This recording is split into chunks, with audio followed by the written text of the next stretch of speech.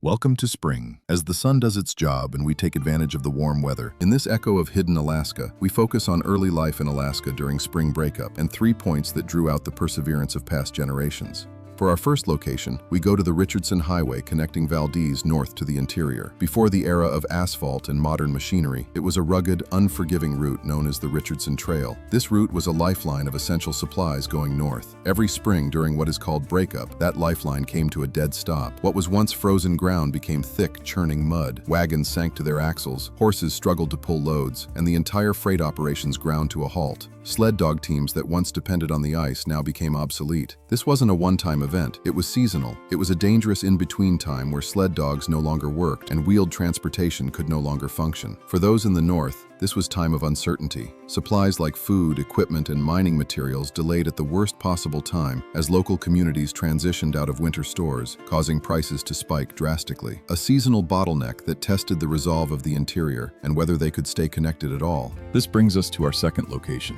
In early interior Alaska, in times before wire, cables, and phones, the mail system was a lifeline of communication. Every spring in the interior, much like the Richardson Trail, this lifeline abruptly stopped. The problems lied with overlapping hazards of snow trails that sled dogs relied on became impassable mud channels. The rivers entered a transition state choked with varying degrees of ice, either too thin to travel on safely or flows of moving ice preventing boat travel. This created what many described as a transportation dead zone. From days to weeks at a time, no reliable method worked to move mail in interior Alaska. Bags of mail would sit in staging areas while communities remained cut off. This impact was deeply personal to these communities. Until the ground dried up, there was nothing they could do. As our final point, we talk about aircraft and their struggles with breakup as well. As aviation took hold in Alaska during the 1920s and beyond, it was seen as a solution to the struggles of ground travel. This is where things go poorly. The airfields were not as we know them today. Airfields were a cleared strip of land, just exposed ground safe enough for the planes to land and take off on in good conditions. As the snow melted, these dirt runways became soft, unstable mud. Wheels could suddenly sink on takeoff or landing, flipping the planes, damaging landing gear, and ultimately stranding the plane in the mud. Some pilots avoided flying altogether in these conditions.